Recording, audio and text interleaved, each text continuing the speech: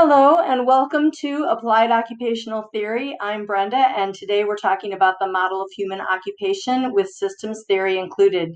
Now, the model of human occupation is one of the most complex occupation-based models that we use. It has a lot of terms, a lot of definitions to go with those terms, and remember, our occupation-based models help us to understand the relationships between the principles and postulates. So there's a lot of understanding how these things relate to each other within this model as well. So we're going to use a case study today to help us understand this theoretical perspective. And this case study is going to be about a woman named Magnolia. Now, Magnolia suffered from a subarachnoid hemorrhage. She was about 60 years old, and she was in inpatient rehabilitation. And the occupational therapist named Erica wanted to help her get back to where she had been previously in terms of using her left upper extremity, her left lower extremity, and in terms of some of her daily living activities. However, Magnolia had a goal that she wanted to attend a previously scheduled family trip to Las Vegas, which was set to occur a week after she was discharged from the inpatient rehabilitation facility. So her occupational therapist crafted all her interventions around Magnolia's desire to go to Vegas. So she practiced packing a suitcase, transporting the suitcase, unpacking the suitcase, choosing what to put in the suitcase. So the entire intervention revolved around this desired occupation that Magnolia had. Now, how does this relate to the model of human occupation? How might Erica, this occupational therapist, have viewed Magnolia from the perspective of MOHO in order to be able to craft these kinds of interventions for her? Well, model of human occupation is based on systems theory, and this idea is that people are open systems. They are in constant interchange with their environment. So there's nothing about a person that occurs in a vacuum. A person is always living and moving within various types of environments and various environments. And if there's a change in one part, it's going to influence the whole. So this, I like to think of it like a crochet hook on a sweater. So if you've ever gotten a snag on a sweater or grabbed something that you're crocheting with the hook and pulled on it, once you tug on one thread, the whole object, the whole sweater is going to draw toward that hook. You could use a spider web analogy as well, but some people don't like spiders, so you don't have to think of spiders if you don't want to. That's why I like the sweater analogy myself. So the whole can only function by the interaction of the parts, and the system itself is greater than the sum of its parts. And I think we truly believe that about people, right? We believe that people aren't just minds and bodies and blood circulating and muscles and bones. They are greater than that sum. And so we don't think of people as just the hand injury or the knee in room 612. We think of them as a whole person with a whole history, a whole environmental system that they live within, and that they need to be able to live within as they return to it. And we have to consider them in that way as occupational therapists. So a really important concept in systems theory and in model of human occupation is the idea of hierarchy. So hierarchy is what we're typically used to seeing in an organizational chart, where you've got the president and the vice presidents and then the directors, and then below that are the workers, right? So hierarchy would say that there's like one thing that's more important than other things. In heterarchy, this says that all parts are just as important as all the other parts. So that differs greatly from, say, the Canadian model of occupational performance, where the person is in the middle. This says that everything influences everything else, and that the idea of this model is more about the transaction, more about the way those things interact with each other, which is a whole lot more like person, environment, occupation than it is the Canadian model. So this model explicitly uses the term hierarchy. In other models like PEO, it's more of an implicit definition, but it's a concept of systems theory that gets embedded in a lot of our occupation-based theories. So in this system, there are 4 parts, and we're going to end up relating these to what it means for humans. There's input. throughput, output, and feedback. Let's talk a little bit about each one of those. Here is the first MOHO diagram. This is not the diagram that's being used anymore, but I feel like it's a nice way to look at the input, throughput, output, feedback. So we can look at the things that are inside the human system, and we'll talk about each of those aspects as we go on. But just think about what, as you're looking at this visual, what does this visual help you to think about in terms of how the person takes in the external environment, how they respond to the external environment, and then how they respond to the responses of the environment to the things that they do. This is the modern day view of the model of human occupation. It's been updated a little bit. And instead of having those arrows of input, the person is now sort of sitting in the midst of the environment, and it's impacting everything that they do. So we can see that there are these three aspects of the person. They are called volition, habituation, and performance capacity. And those are terms that we'll define as we go along. The environment in this picture is not really defined, but there are some more definitions of the environment. And then the occupation has a very complex definition. So we're looking at occupational skill, which is the smallest unit, occupational performance, which is when you're starting to put that skill together with doing the actual occupation, and then participation, when the person can engage in that occupation whenever they would desire. That leads to three things: occupational competence, which is the person's sense of their ability to do this occupation, which leads to also their sense of occupational identity, which is sort of the role aspect. I see myself as let's say a baker, and so therefore I bake. So how competent I feel about my baking might lead to my identity as a baker. Okay, and occupational adaptation is the end result of that whole cycle, to say that I've adapted and I've been able to do this occupation as a result of the changes that I have made. And we'll give some examples with Magnolia as we go along. So let's talk a little bit about the input, the part that's going into the person. In the old model, it was the arrow pointing toward the person. In this particular model, the input is all the stuff that naturally surrounds us. Sometimes it's directed to us, like me talking on this video to you right now. Sometimes it is not directed at us, such as the noise outside that's distracting us from the things that we want to be able to do. Throughput is what goes on inside of us with that information that we're getting from the environment. And there are these three subsystems, and I've got the old view up as we can think about this cycle. There's volition, habituation, and what is now called performance capacity, or mind, brain, body, which used to just be called performance. Output then is what the person does as a result. This can be a positive thing, it can be a negative thing, but it's whatever the skilled action is that they carry out, or the occupational performance that they carry out, based upon their response to the input and how it gets processed through that internal system that they have. What they carry out can be externally witnessed. So in this model, we're looking at what are we able to witness about what a person does. And it's the response that the person selects. Now, the environment will always have a response. So let's say I'm a baker and I bake something and I have other people taste it and they're like, oh, that just tastes awful. I hate it. Well, what's that going to do? I'm going to go back to the drawing board, and the feedback is going to tell me to change what I'm doing. So maybe next time I change something, I present it to someone else again. They taste it. They're like, oh, that's much better. It tastes really good. I really like it. And I've adapted now. So you see how that whole cycle has made me adapt. So what about Magnolia? Let's consider Magnolia for a minute. What does she want? What does she need? So the input has been that the family is going to Las Vegas. This trip has been set. Everybody's going. Maybe it's her kids and her grandkids, and she just wants to be there with everybody. She's really excited about this trip. Habituation and performance capacity are also part of it. We're going to talk about that as we go along. So what does she want? She's motivated toward and chooses the activities of the things that they want to do.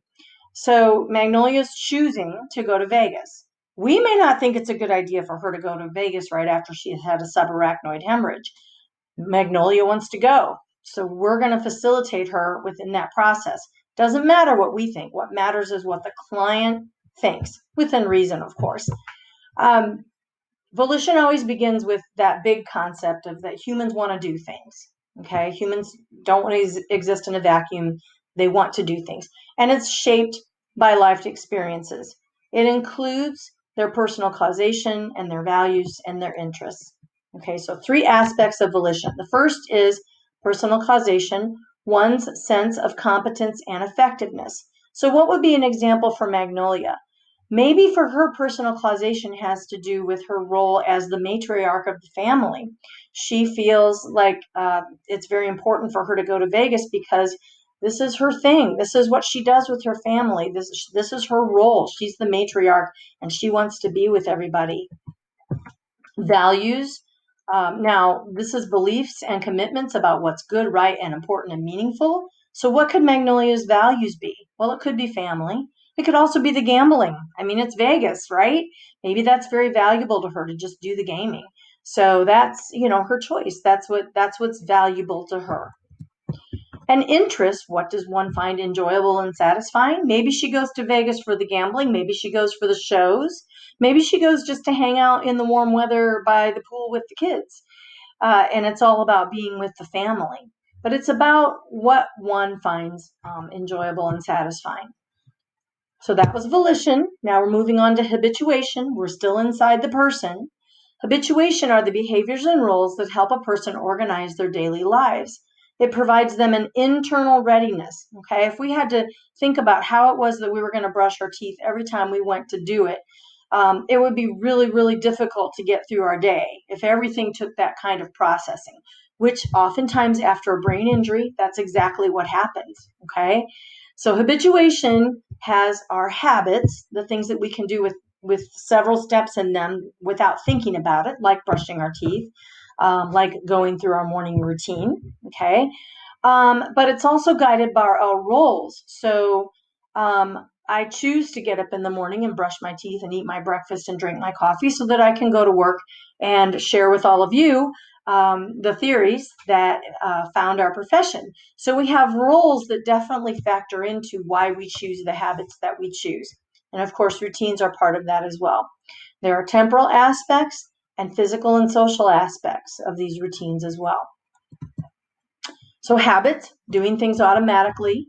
So what might one of Magnolia's habits be if this is an acquired tendency to respond and perform in a consistent ways in familiar environments? So self-care might be part of that for her because if she's going to Vegas, she definitely has to be able to do her self-care on her own, and she needs to be able to do it in an unfamiliar place like a hotel room. Okay, so that's something that we might be thinking through for Magnolia. Okay. We also have roles. This is our source of identity with inherent obligations and expectations. So Magnolia has this role that we've sort of created for her from the short story as the matriarch of the family. And so she identifies as someone who takes care of her family and someone who spends time with her family. So there's a sense of obligation and duty there that, how can I let my whole family go to Vegas and not be there with them? Even if I can't engage the way I normally do, they expect me to be there and I expect to be there with them. So that might be how Magnolia is thinking about it. So we've looked at volition, habituation. Now we're moving on to performance capacity, which is mind, brain, body. And this is where we look at what we might call performance skills. And we're looking at how her musculoskeletal system is working, how her neurological system is working. This also includes cardiopulmonary, which endurance-wise is something that we will be considering as occupational therapists. And then symbolic, and this is how Kiel-Hofner relates to the psychological aspects, the meaning that we assign to things. So for Magnolia, maybe it isn't so much about going to Vegas just because it's Vegas, but it's symbolic of her ability to be involved with her family. So why does Magnolia want to do the things that she does? Well, with the idea of heterarchy, there are lots of things in our environment that nudge us in certain directions. We don't just exist in a vacuum. We don't just decide we like a particular style or activity because we like it on our own, but because of these ramifications in our own little network. It could be our social network. It could be the people around us.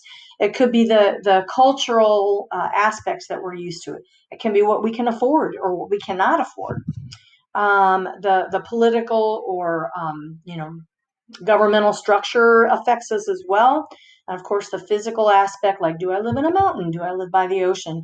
Those can also impact the choices that I make in terms of my activities.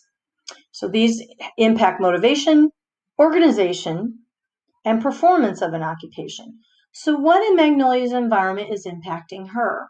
If you were going to choose one thing in her environment that is most impactful to her motivation, what would you say that it would be? Well, I would say it would be her family. She wants to go on this family trip. It isn't, she's not going to run off to Vegas by herself. That's not the motivation. The motivation is to be with her family. So that's what's impacting her the most. So one of the things that we might want to explore as her occupational therapist is what are the other ways that her family influences her? Maybe we're going to practice holding a weighted doll so that she can practice holding grandchildren. What are some of the other aspects of her environment that are making her do the things that she does or influencing how she chooses what to do? So now, how are we going to help her get there? How are we going to help Magnolia improve those three aspects of herself in the context of her environment so that she can do the things that she wants to do? And this is where we're breaking down those terms of occupations. So occupational skill, occupational performance, and occupational participation are all called dimensions of doing. So they're sort of similar to the PEO's nested concepts of activity, task, and occupation, if you want to think about it that way, but not quite the same. They're defined a little bit differently. So skills are those individual units of things that people do, a small portion of an occupation that we're having someone work on one time. So for Magnolia, this might be folding the clothes. It might be selecting the toiletries. It might be deciding which shoes to pack. It might be what order of things she's going to put into the suitcase. These are each individual skills that we will practice as she's packing her suitcase. Performance is doing the occupation one time from start to finish with all the various skills involved. So this could be that Magnolia selects her clothes, selects her toiletries, folds everything up, chooses how to put them in the suitcase, puts them in the suitcase, zips the suitcase shut, transports the suitcase, brings it back to somewhere, and then unloads the suitcase into a dresser. And she's been able to participate in that occupation or perform that occupation one time. Participation is being able to do that occupation whenever and wherever you want to be able to do it. So it means that Magnolia actually packs a suitcase, gets on the plane, goes to Vegas, enjoys her time there, and comes back home again. So that's participation, is when you're fully doing the occupations. Again, these influence her occupational identity. She sees herself as the matriarch of the family and maybe somebody who travels, who just enjoys travel. Occupational competence, I can do it. Despite the fact that I have this thing happen to me, I can do this occupation. And occupational adaptation, maybe she's had to make some changes about the ways that she does things. Maybe she has to be patient with herself a little bit, but she's able to adapt and she's able to complete that occupation. Oh, I guess I talked through a lot of these already. I got a little overly excited. So when we're talking about occupational skill, we are looking at motor, process, and communication skills. For motor skills for Magnolia, that might be the folding. Processing might be the list making. And communication and interaction might be, can she ask the questions when she needs to ask them? Can she communicate with her family when she needs to? Occupational performance is that doing of an occupational form. So an occupational form is the idea of an occupation. So for example, if I say to you riding a bicycle, your view of what riding a bicycle looks like might be different from my view of riding a bicycle, but we're both thinking of kind of similar things. So Magnolia's idea of what this should look like might be different than my idea. So it's going to take a lot of communication to figure out what packing a suitcase looks like to her versus what it looks like to me, and then having her practice that. And participation is where, again, where she carries it out, where she actually gets to go to Vegas. And identity, the definition of occupational identity. So these definitions are important. You just might see them again. Occupational identity is this composite sense of who one is and wishes to become as an occupational being, and it comes from your history as well as your present participation. So again, for Magnolia, that might be family matriarch, it might be traveler. And occupational competence says, how well can I do it? The degree to which one is able to sustain a pattern of occupational participation, and it's related to that sense of identity as well. And adaptation is where you put those two together. I have this great identity and I have this great sense of competence, and now I can put that together in my own environment and adapt when I need to do the things that I want to do. So let's talk a little bit about the assumptions of MOHO. I'm not going to read all these to you, but again, that idea of open system.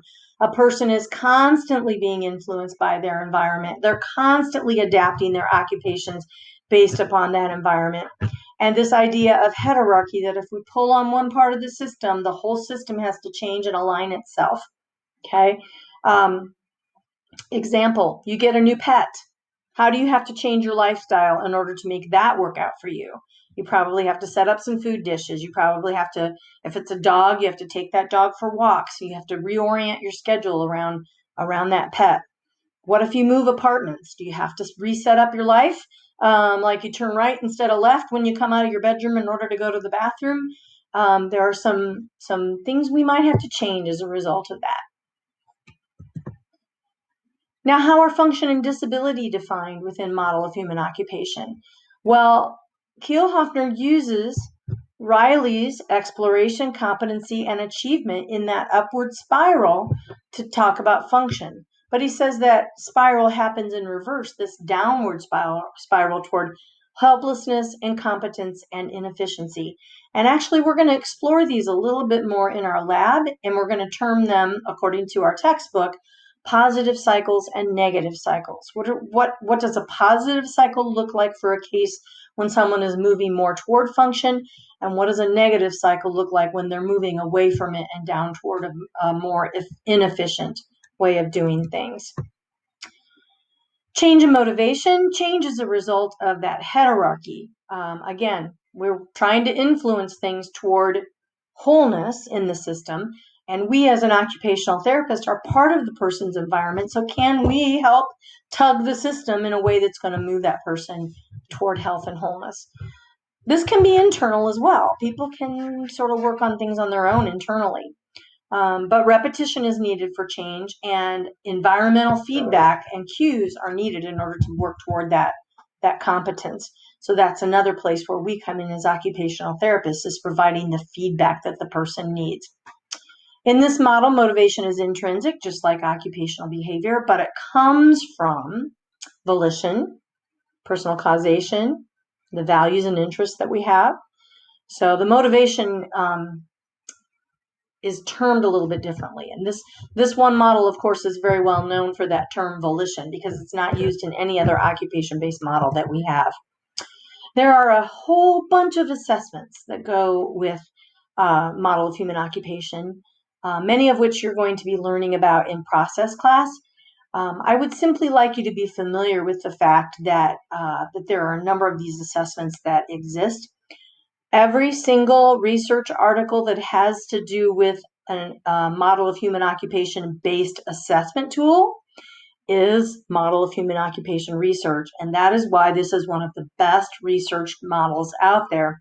There are hundreds and hundreds of articles about model of human occupation, some of them validating these questionnaires, some of them using them with certain populations.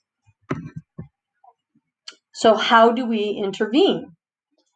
So one of the things that we want to do is use the client's typical occupational forms. Now what did we say an occupational form was? It's the idea of an occupation according to that particular individual. Like I said, Magnolia's idea of packing a suitcase might look a little different from mine. That's okay. We're going to go with her definition of what it means. to pack the suitcase. So there are several strategies identified by the model of human occupation, and these are in your textbook. But these are more guidelines of how. They don't tell us what. They tell us what we need to do to support the interventions that we use. So again, we're going to need to bring in a frame of reference. In the case of Magnolia, they were using a motor learning frame of reference by repeating an activity until the motor systems would actually relearn how to move. We'll save that conversation for another day, but just, be thinking about that. You have to bring in a frame of reference to tell you more of the what to do. But as far as how we do it, we're going to validate for Magnolia what she's doing. We're going to identify things that might work for her and how we can facilitate her occupational performance. In MOHO, feedback is super important because remember, it's the open system cycle. You have to be getting some feedback from the environment to tell you what to do. We might be giving advice and doing some problem solving with her. We might also need to negotiate with her a little bit. We can help structure some of the parameters. So in other words, Erica didn't have Magnolia do everything all at once at first. She decided to start with a particular part of packing the suitcase and structure the intervention so that Magnolia could be successful by adding to it as she went along. And again, there's an aspect of coaching, demonstrating, guiding, giving verbal cues, and encouraging. Notice how some of these might match what you've learned about in therapeutic skills with the intentional relationship model. There's definitely some alignment there because I don't know if you know, but Gary Kielhoffner's wife was Renee Taylor, and Renee Taylor is the author of the intentional relationship model. So MOHO and intentional relationship really work very well together. So just as a recap of MOHO, remember the open systems, remember hierarchy, that everything affects everything else. And if you change one part of the system, it's going to influence other parts for good or for ill. So choose things that influence people for good. There are lots of terms, and they are all fair game. So please take a look at those terms that we have covered. There are multiple assessments. Just be familiar that all these assessments exist, and be familiar with what you might use for intervention guidelines and how they relate to the client. What does MOHO tell us about how we provide information to the client? Remember, we're part of the feedback of the environment to that person as they are recovering.